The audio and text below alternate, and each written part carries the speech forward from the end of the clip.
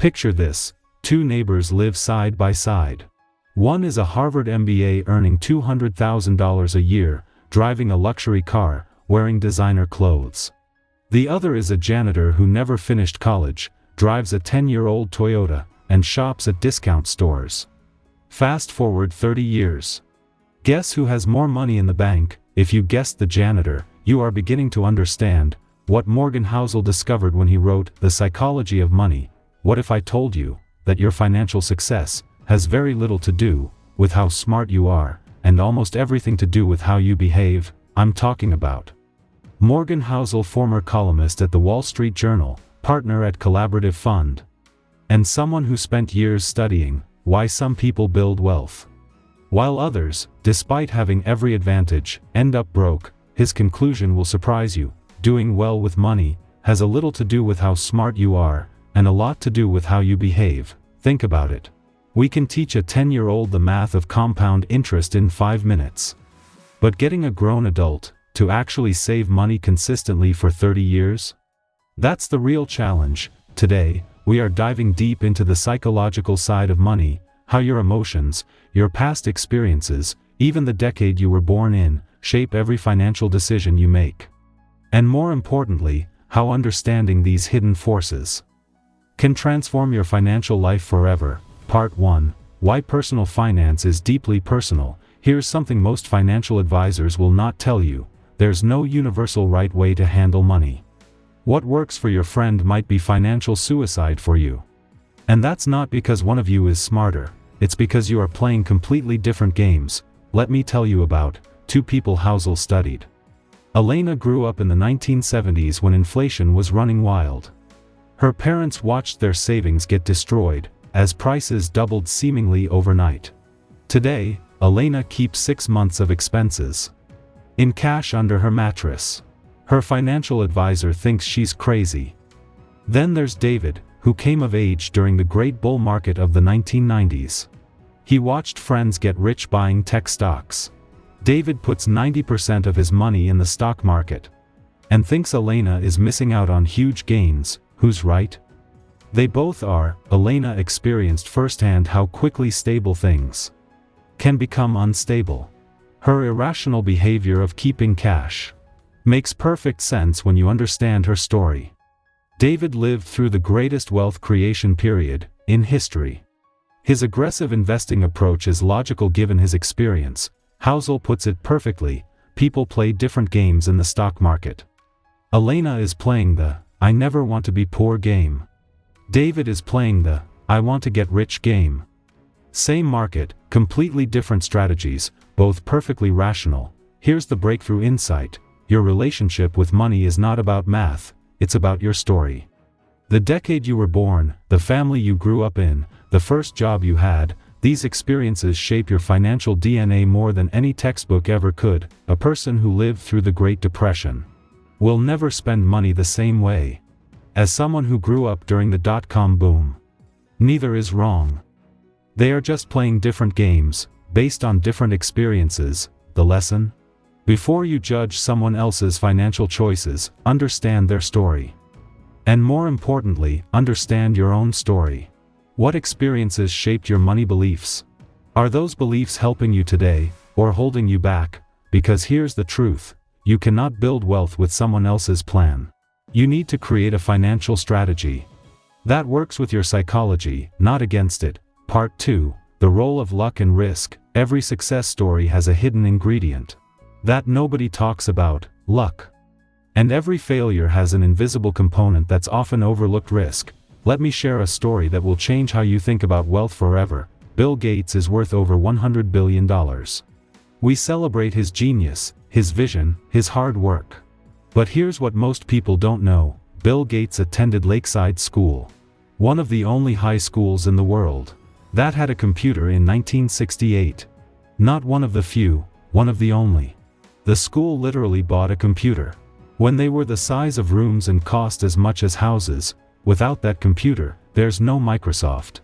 Without Microsoft, Gates might have been a successful lawyer, but not the richest person in history. Now, here's the part that makes this story even more incredible. Bill Gates had a classmate at Lakeside named Kent Evans. Kent was just as smart, just as interested in computers, just as driven. They were going to start a company together. But Kent died in a mountaineering accident before graduation. Same school. Same computer. Same opportunities. One became the richest person in history. The other never got the chance. This is not to diminish Gates' incredible achievements. He worked harder than almost anyone, and made brilliant decisions for decades. But luck played a role. And if luck played a role in creating the richest person in history, it plays a role in your financial life too. Housel's insight is profound. Someone else's success is not your failure. Just because your neighbor got rich, buying Bitcoin at $100 does not mean you failed by not buying it. You made a reasonable decision with the information you had. Your neighbor got lucky, but here's the flip side, and this is crucial: just because someone lost money does not mean they made bad decisions. Markets are unpredictable. Good decisions can lead to bad outcomes, and bad decisions sometimes work out great in the short term. The person who bought a house in 2006 with no money down did not make a stupid mistake. Because house prices had been rising for decades. They made a reasonable decision. That was hit by an unprecedented event, the 2008 financial crisis. So what's the practical lesson? 3 things. First, be humble about your successes. When things go well, remember that luck played a role. Don't assume you can repeat success by doing exactly the same thing. Second, be compassionate about your failures. Sometimes bad things happen to people who make good decisions. That's not your fault, that's life. Third, and most importantly, don't copy someone else's path and expect the same results. The person who got rich buying rental properties in 2010 had timing on their side. That same strategy today might not work because you are playing in a different game, at a different time, with different circumstances. Focus on making reasonable decisions you can live with, not on copying someone else's lucky break. Part 3, Wealth is what you don't see. I want you to imagine 2 people.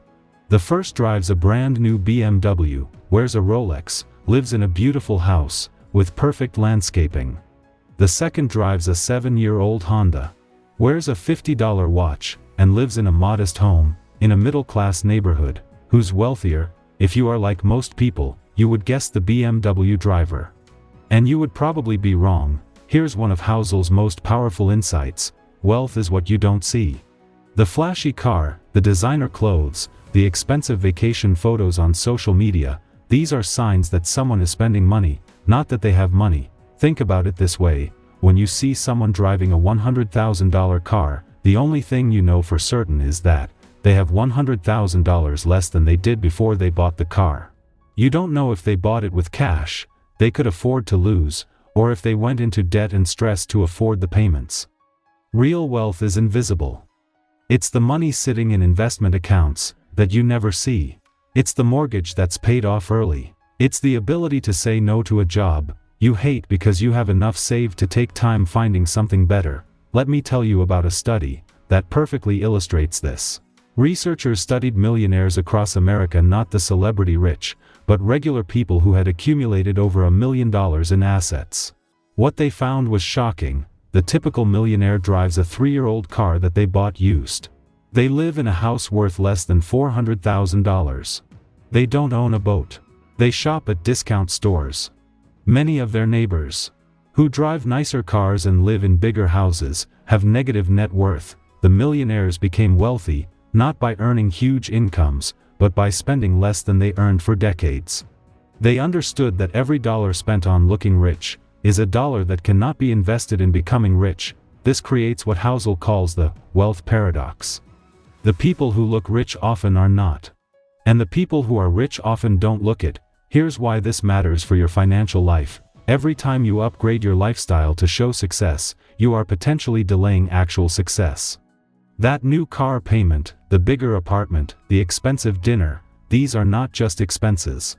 They are opportunities for compound growth that you are trading away. I'm not saying you should never spend money on things you enjoy.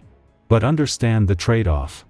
When you buy something to look wealthy, you are choosing to appear rich over becoming rich. The person driving the beat-up car might be quietly building wealth, while you are building debt.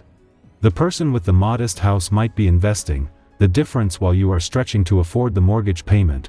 True wealth gives you something much more valuable than admiration from strangers. It gives you options. The freedom to take risks in your career. The ability to help family members in need. The peace of mind that comes from financial security. Remember, being rich is having money to spend. Being wealthy is having money you don't spend. One is visible and temporary. The other is invisible and lasting. Part 4. The Power of Time and Compounding. Let me tell you the most important wealth building story you will ever hear. It's about Warren Buffett, and it will completely change how you think about getting rich. Warren Buffett is worth over $100 billion. He's the most successful investor in history. But here's the mind-blowing part. Warren Buffett made 90% of his wealth after his 65th birthday. Let me repeat that 90% of his wealth came after he became a senior citizen. If Warren Buffett had retired at 60 like most people, we would probably never know his name. He had be comfortably wealthy, but not legendary. The difference between comfortable and legendary was staying in the game for those extra decades. This illustrates the most powerful force in finance, compounding. Einstein allegedly called it the eighth wonder of the world, and once you understand it, you will see why. Here's a simple example that will blow your mind. Let's say you have two friends, Sophia and Mike. Sophia starts investing $200 a month at age 25. Mike waits until he's 35 to start, but he invests $400 a month, twice as much as Sophia. They both earn 7% returns and retire at 65. Who has more money? Sophia, who invested half as much per month, but started 10 years earlier, ends up with significantly more money. Those extra 10 years of compounding beat Mike's doubled contributions. But here's where it gets really interesting. Most of Sophia's wealth does not come from the money she invested, it comes from the money her money made. At retirement, Sophia contributed about $96,000 of her own money, over 40 years. But her account is worth over $525,000. Where did that extra $429,000 come from? It came from compound returns, earning returns on her returns. This is why Housel says, building wealth is less about timing the market and more about time in the market. You don't need to be brilliant. You don't need to pick the perfect stock. You just need to be patient and consistent. And this is crucial, compounding only works if you don't interrupt it. Every time you pull money out early, you reset the clock. Every time you panic and sell during a market crash, you break the compounding chain. Think of compounding like growing a tree. In the first few years, you barely see any growth. It's tempting to think nothing is happening. But underground, the roots are spreading. The foundation is being built. Then, after years of invisible growth, the tree suddenly seems to explode upward. Your investments work the same way. The first decade might feel slow and boring. You are putting in money every month, but the numbers don't seem impressive. But you are building the foundation. The real magic happens in decades 2 and 3, when your money starts making serious money. Here's the practical takeaway. Start now, even if it's just $50 a month. Starting small and early beats starting big and late every single time. And once you start, the most important thing you can do is nothing. Don't try to time the market. Don't panic during crashes. Don't get greedy during bubbles. Just keep feeding the machine, and let time work its magic. Because in investing, patience is not just a virtue, it's a superpower.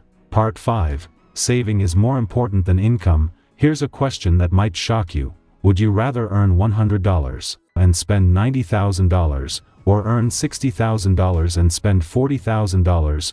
Most people instinctively choose the higher income. But the person earning $60,000 is actually building wealth faster. They are saving $20,000 per year, compared to $10,000. Within a decade, the lower earner will likely have more money in the bank. This reveals one of Housel's most counterintuitive insights. Your savings rate matters more than your income level. Let me tell you about two real people I know. Jessica is a lawyer, earning $180,000 per year. She lives in an expensive city, has high student loans, and maintains a lifestyle that matches her income. At the end of each month, she saves about $500.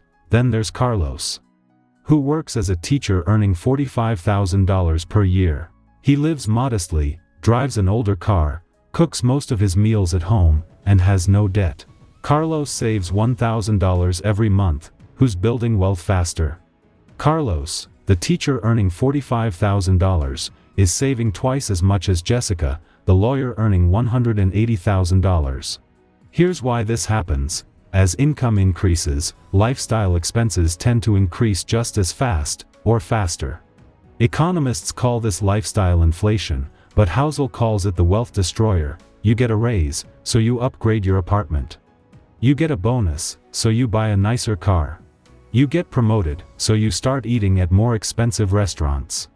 Before you know it, you are earning twice as much but saving the same amount, or less. The solution is not necessarily earning more money. It's wanting less stuff. Housel puts it perfectly. Wealth is created by suppressing the urge to upgrade your lifestyle. Every time you resist the temptation to spend more, just because you can afford it, you are choosing future wealth over present consumption. This does not mean living like a monk. It means being intentional about your spending. Ask yourself, will this purchase move me closer to financial freedom, or further away from it? Here's a practical exercise. Calculate your current savings rate. Take your monthly savings and investments, divide by your take-home income, and multiply by 100. If you are saving 20% of your income, you are doing great. If it's less than 10%, you have work to do, but the good news is you can improve your savings rate without earning more money. Look at your expenses. Which ones bring real value to your life? Which ones are just keeping up with appearances? The money you free up by cutting meaningless expenses can be redirected toward building actual wealth. Remember, a high income that's fully spent creates a lifestyle, not wealth. A modest income with a high savings rate creates options, security, and eventually, financial freedom. The goal is not to impress people with how much you make. It's to sleep peacefully knowing how much you keep. Part 6. Reasonable greater than rational. Let me ask you something. Is it rational to pay off a 3% mortgage early, when you could invest that money in the stock market and potentially earn 7%? Mathematically, no. Rationally, you should invest the extra money, and keep the cheap mortgage. But what if paying off that mortgage early gives you such peace of mind that you sleep better at night? What if being debt-free reduces your stress so much that it improves your health and relationships? Is that rational? This is where traditional finance gets it wrong. The field is obsessed with mathematical optimization, but real people don't live in spreadsheets. We live with emotions, fears, and psychological needs that don't always align with perfect math. Housel introduces a revolutionary concept: reasonable beats rational every time. A purely rational financial plan that you cannot stick to is worthless. A reasonable plan that you can follow for decades will make you wealthy. Let me give you some examples of irrational financial behavior that's actually perfectly reasonable: keeping more cash than you mathematically need. Reasonable if it helps you sleep at night and avoid panic selling during market crashes. Buying a house instead of renting, even when renting is cheaper. Reasonable if homeownership gives you stability and emotional satisfaction. Paying off debt with interest rates lower than market returns. Reasonable if being debt-free reduces your stress and gives you more flexibility. The key insight is this: your financial plan needs to be emotionally sustainable, not just mathematically optimal. I know someone who tried to follow the perfect investment strategy. He maximized his 401k, had no emergency fund, and invested every spare dollar. On paper, it was brilliant, but when COVID hit and his industry struggled, he panicked. Without an emergency fund, every market dip felt like a crisis. He ended up selling his investments at the worst possible time and taking early withdrawals from his retirement account. His rational plan failed because it ignored his psychology.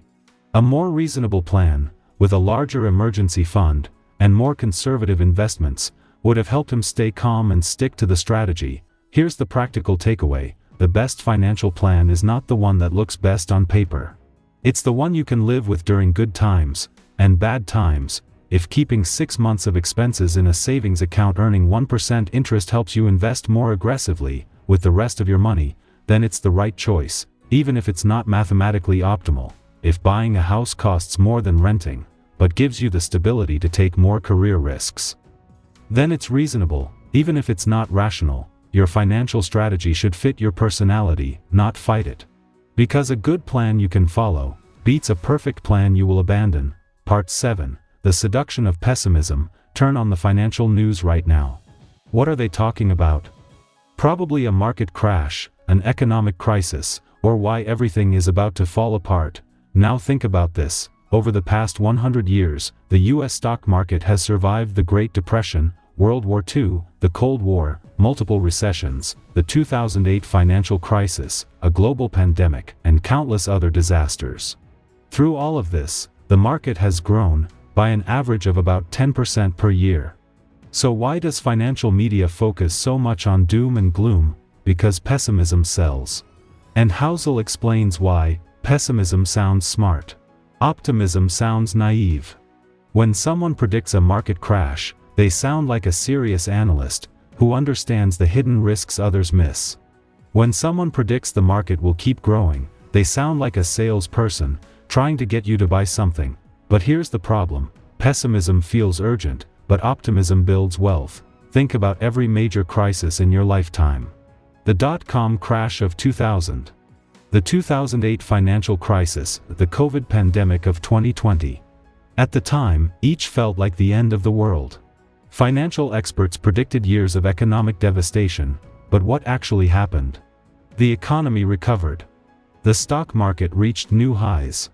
People who stayed invested and kept contributing to their retirement accounts did well. People who panicked and sold everything got hurt. Housel shares a profound insight. Progress happens too slowly to notice, but setbacks happen too fast to ignore. Economic growth is boring. Companies slowly becoming more efficient, people gradually becoming more productive, technology quietly solving problems. This doesn't make headlines. But a market crash, that's front-page news for months. This creates a dangerous psychological trap. We pay attention to dramatic setbacks, while ignoring steady progress. We remember the scary headlines, but forget the slow recovery that followed. Here's what successful investors understand: setbacks are temporary. But progress is permanent. The market has crashed dozens of times in the past century. It has also recovered dozens of times, and reached new highs. Does this mean you should ignore risks? Absolutely not. But it means you should put risks in perspective. Yes, there will be another recession. Yes, the market will crash again. But if history is any guide, it will also recover, and continue growing over the long term. The practical lesson: stay informed, but don't let negative news drive your financial decisions. When headlines scream about market crashes and economic disasters, remember that this is exactly when successful investors stay calm and keep investing. The people who built wealth during the 2008 crisis were not the ones who predicted it. They were the ones who kept investing while everyone else was selling. Be optimistic with your long-term strategy, but prepare for short-term setbacks. Because in finance, as in life, the pessimists sound smart, but the optimists make money. Part 8. You will change, and that's okay. At 22, you might dream of retiring early and traveling the world. At 35 with 2 kids, your priority might be saving for college tuition. At 50, you might care more about healthcare costs than adventure. Here's something financial planning rarely accounts for: you are going to change. Your goals will evolve. Your values will shift. Your priorities will transform.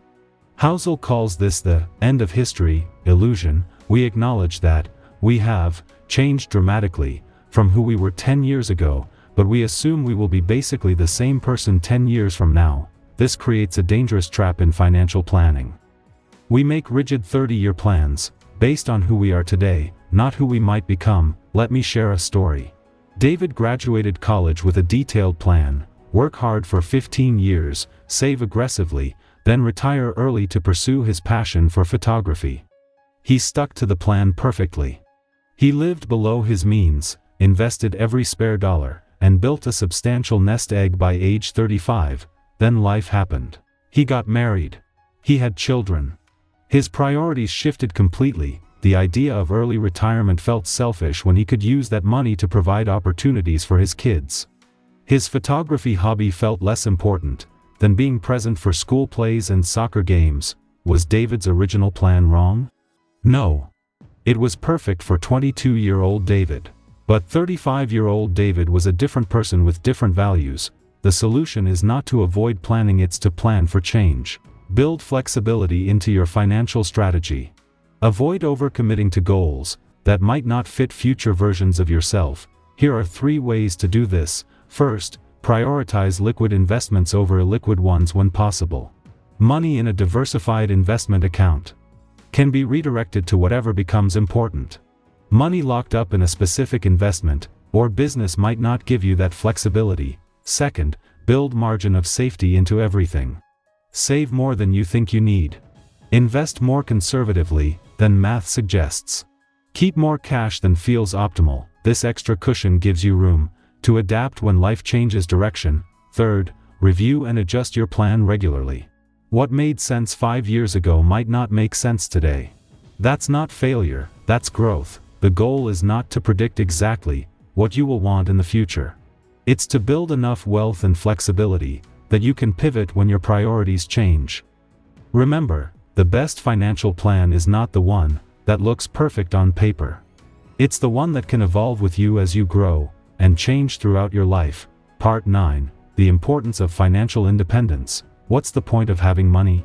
Most people would say it's to buy things, a house, a car, nice vacations, good food. But Housel reveals something deeper. The real value of money is not what it can buy. It's the freedom it can provide. Financial independence is not about being rich enough to buy anything you want.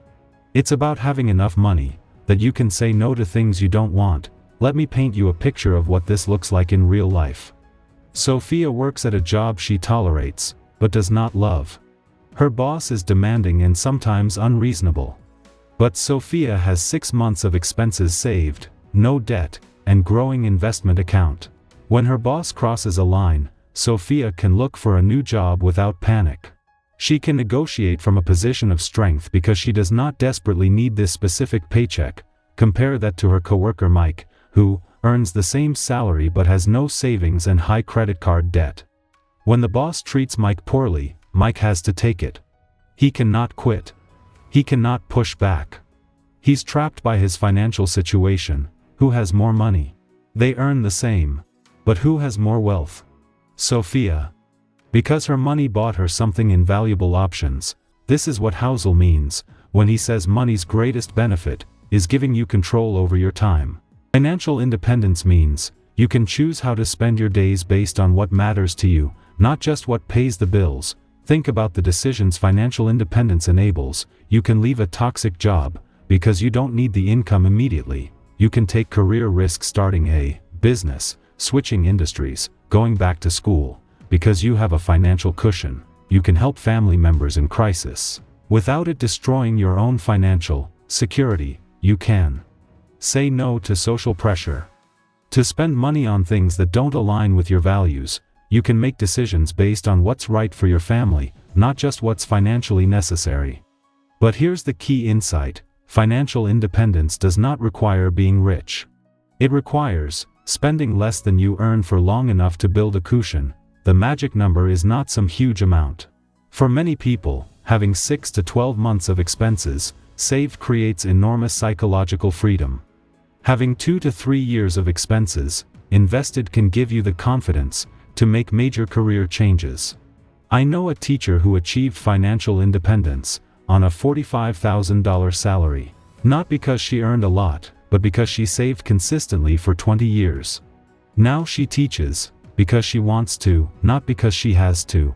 That psychological shift changes everything. The practical steps are simple but not easy. Live below your means consistently, not just when it's convenient. First, build an emergency fund that covers 6 months of expenses. Second, invest regularly in diversified, low-cost index funds. Third, avoid lifestyle inflation when your income increases. Fourth, focus on reducing fixed expenses that lock you into high spending. Remember, the goal is not to accumulate money for its own sake.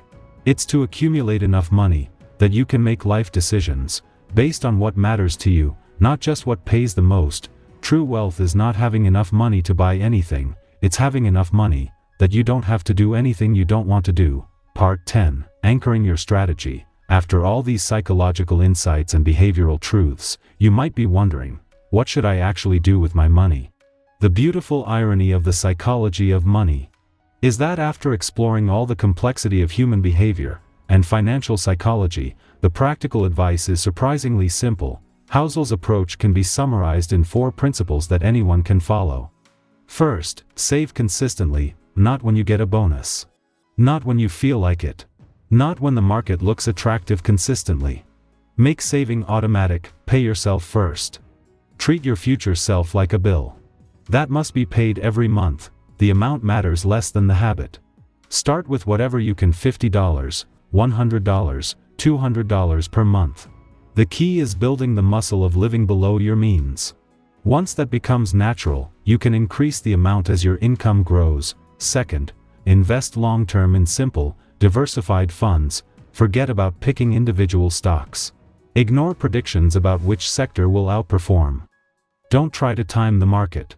Just buy a broad-based index fund that owns a piece of the entire stock market and hold it for decades. Why? Because you are not trying to beat the market, you are trying to match it. And over long periods, matching the market's returns will make you wealthy. The S&P 500 has averaged about 10% returns over the past century. If you can capture most of that return through low-cost index funds, you will do better than most professional investors. Third, avoid lifestyle inflation. When you get a raise, don't automatically upgrade your lifestyle to match. When you pay off a loan, don't immediately take on a bigger one. When you get a bonus, don't spend it all on something you have been wanting. The path to wealth is earning more and spending the same, not earning more and spending more. Every time you resist the urge to upgrade, you are choosing future wealth over present consumption. Fourth, stay humble about what you know and can control. You cannot predict market crashes. You cannot time the perfect entry point. You cannot pick the next Amazon or avoid the next Enron. But you can control your savings rate, your investment timeline, and your emotional responses to market volatility. Focus on what you can control, living below your means, investing regularly, and staying patient during both market crashes and market bubbles. Housel's ultimate wisdom: keep it simple, stick to it, and be patient. This is not exciting advice. It will not make you rich overnight. You will not have impressive stories to tell at parties about your brilliant investment moves. But it works. And it works for one simple reason: you can actually do it. Complex strategies fail because they require perfect execution. Simple strategies succeed because they are sustainable. The best investment strategy is the one you can stick with for 30 years, not the one that looks brilliant for 30 days. Here's your action plan: automate your savings, invest in a diversified index fund, ignore the daily noise of financial media, and let time and compounding work their magic. The hardest part is not learning what to do, it's having the discipline to keep doing it when it feels boring, when markets are crashing, when everyone else is chasing the latest hot investment. But that's exactly when sticking to the plan matters most. Because wealth building is not about making brilliant moves. It's about avoiding stupid mistakes and letting reasonable decisions compound over time. Conclusion: what the psychology of money teaches us. We started this journey with a simple question: what if your financial success had less to do with intelligence and more to do with behavior? After exploring Morganhousel's insights, the answer is clear: wealth building is fundamentally a behavioral game. The math is simple. The psychology is complex. You don't need to be a genius to build wealth. You don't need to predict the future or pick winning stocks. You don't need a finance degree or insider information. You need humility. The humility to admit that luck plays a role in success and risk plays a role in failure. The humility to know that you cannot predict or control the markets, but you can control your response to them. You need patience. The patience to let compound interest work its magic over decades, not months. The patience to stick with boring strategies when everyone else is chasing exciting opportunities. You need emotional discipline. The discipline to keep investing when markets crash and everyone is selling. The discipline to avoid lifestyle inflation when your income increases. The discipline to save money even when there are 1,000 things you would rather buy, and you need clear values. You need to know what you are building wealth for. Is it freedom, security, opportunity, legacy? Because if you don't know why you're saving, you will never have the motivation to stick with it when it gets difficult. The beautiful truth that Housel reveals is this: you already have what it takes. You don't need special talents or unique insights. You need ordinary virtues applied consistently over extraordinary periods of time. Every financial decision you make is a choice between your current self and your future self. Between immediate gratification and long-term satisfaction. Between looking wealthy and becoming wealthy. The people who build lasting wealth choose their future self. They choose to be calm when others are panicked. They choose to be patient when others are impatient. They choose to be consistent when others are erratic. This is not about deprivation or living like a monk. It's about being intentional with your money so that it can give you the life you actually want, not just the life you can afford this month. Thank you for joining me for this exploration of psychology of money. Remember, personal finance is personal. Your strategy should fit your life, your values, and your psychology. Don't copy someone else's plan. Create your own based on the principles that work. Save consistently, invest simply. Stay patient, and focus on what you can control. The real work is not in mastering complex financial instruments or predicting market movements. The real work is in mastering yourself. If you found this valuable, give it a like, share it with someone who needs to hear it. And subscribe for more summaries.